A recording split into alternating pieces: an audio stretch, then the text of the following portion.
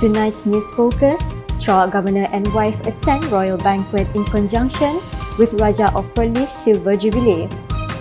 CEEIC plans to invest 6 billion ringgit in renewable energy projects in Sarawak. Bridging the information gap essential to ensure public benefits from development.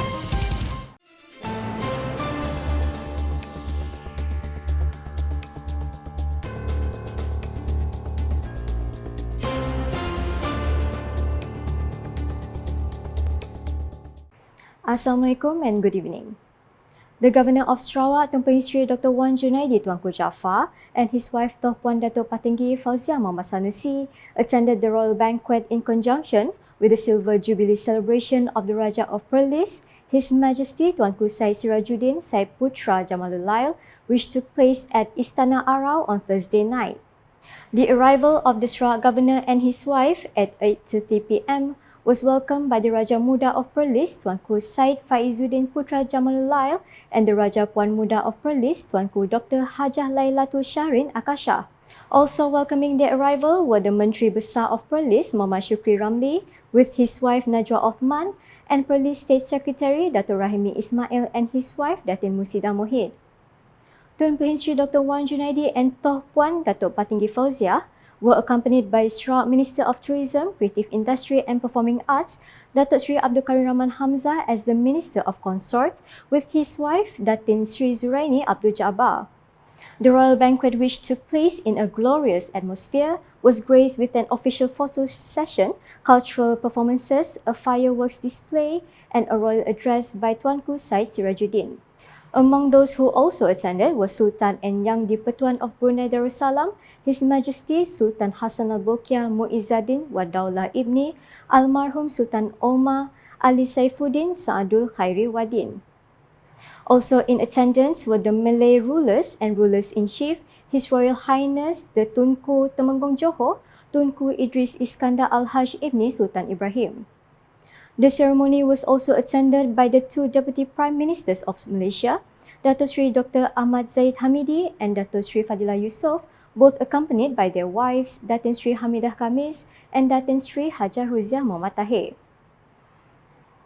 China Energy Engineering Investment Corporation Limited, CEEIC, plans to invest 6 billion ringgit, 1.35 billion USD in Sarawak's clean energy sector with a focus on solar energy, battery energy storage and grid infrastructure development. The investment will be planned through a Memorandum of Understanding MOU signed with Invest Sarawak.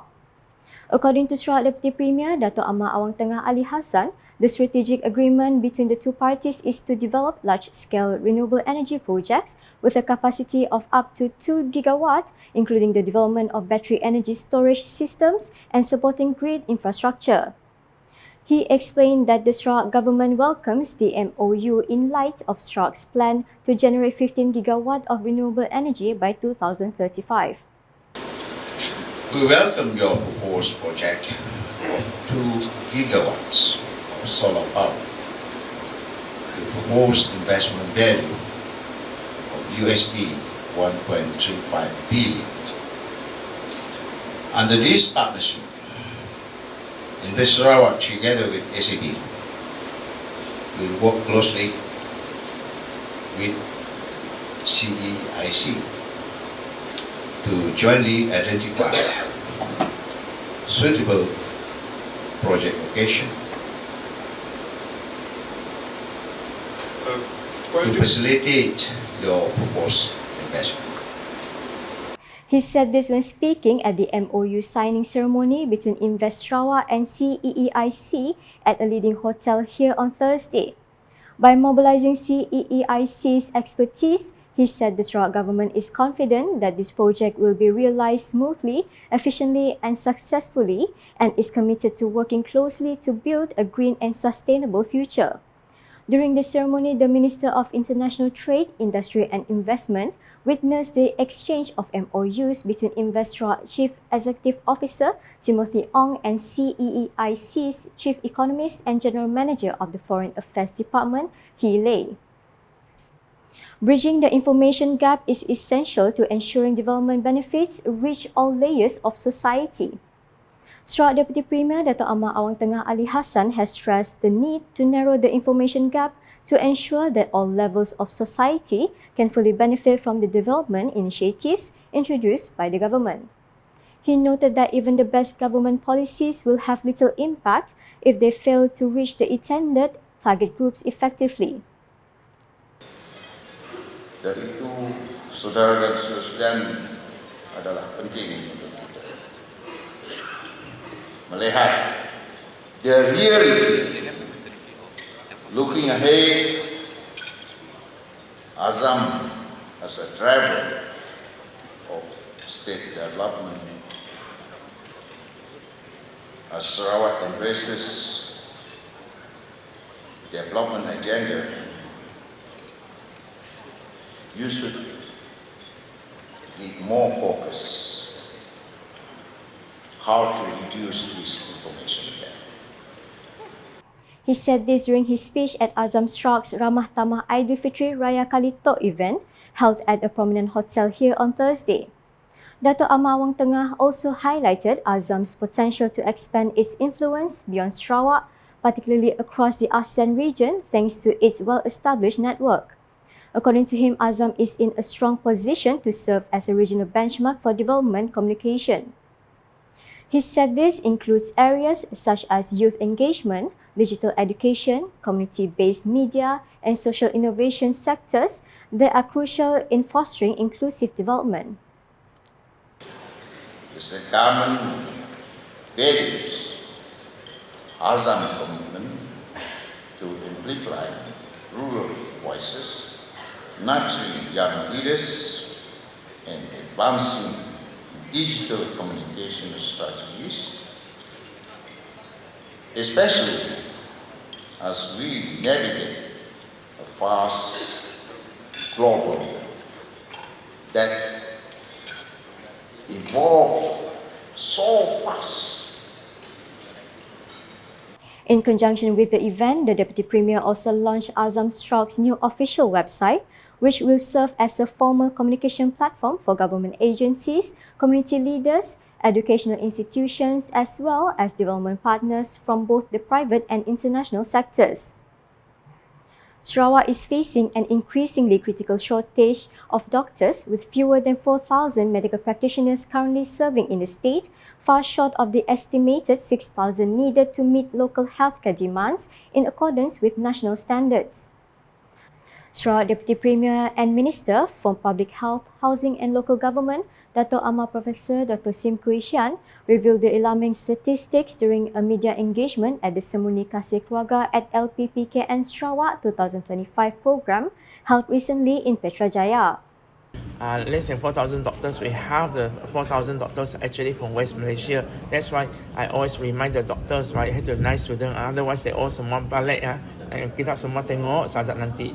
You know, and so there is no question that like UNIMAS only graduated 150 medical students a year. And if we said we are short of 2,000, right, that means more than 10 years old. That's on condition that UNIMAS only all the graduates from UNIMAS stay in Sarawak. So that's why there's an urgent need for us to address that. And then in the setting of the aging population. Dato' Ahmad Dr. Sim noted that University Malaysia Sarawak, UNIMAS, produces only around 150 medical graduates annually. He noted that even if every one of these graduates chose to remain and serve in Sarawak, it would still take more than a decade to close the current gap in manpower. The reality, however, paints a different picture. A significant number of local medical graduates are opting to leave for opportunities abroad, citing better training, career specialization, and more competitive remuneration as key motivators. So, I mean, we are paying all these students, be it the government or be it the Ibu Bapa paying, right? But they don't work in Malaysia. We are so short of doctors, and that's why we have to find solutions. But part of the solution is, of course, a lot of these doctors go overseas. Part of it is because they want further experience, further subspecializations. He issued a heartfelt appeal to Sarawakians currently working abroad in the medical field to consider returning home and contributing to the local healthcare system. And I just hope that Sarawakians, if they are overseas, after you learn enough, even though our pay is still no, they very little compared with overseas, but home is Sarawak, so come back to do a bit national service, a bit of charity to help your own people, but it's more personally satisfying. In response to the ongoing manpower issues, the Sarawak government is seeking greater autonomy over healthcare matters with the aim of overseeing its own recruitment and retention strategies tailored to the state's specific needs. Among the state's proactive measures is a collaboration with China's prestigious Fudan University to establish a medical school in Sarawak. Fudan Medical School is internationally recognized and accredited by the Malaysian Medical Council (MMC), which would ensure high-quality medical education and training within the state. During the same event, Dr. Ahmad Dr. Sim also visited the new LPPKN Sarawak Family Centre complex, which will soon house Borneo's first sub-fertility clinic, scheduled to begin operations in the near future. Meanwhile, Sarawak Secretary Dato' Amar Muhammad Abu Bakar Marzuki took time to inspect ongoing preparations ahead of the special Sarawak Development meeting scheduled to take place at Wisma Bapa Malaysia this Saturday.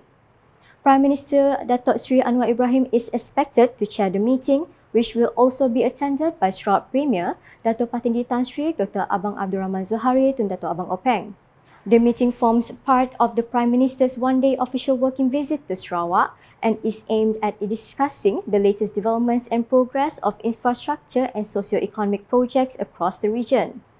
Preparations are being carried out in a detailed and comprehensive manner to ensure the meeting proceeds smoothly and effectively. Following the high-level meeting, the Prime Minister and Premier of Sarawak are scheduled to attend the 2025 Madani Aidilfitri celebration with the Prime Minister at Stadium Perpaduan Kuching.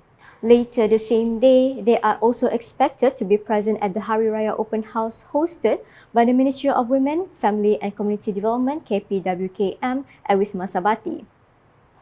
And that's the English edition with me, Didi Nursyafiqah. More news can be found in our official portal ukas.sarawak.gov.my and social media platforms including Facebook and YouTube. Ending the UKAS Bulletin is a segment of Azam Sarawak's Hari Raya gathering, Raya Kalitok, held at the prominent hotel here on Thursday. #Sarawak Informasi Rakyat. Have a good night.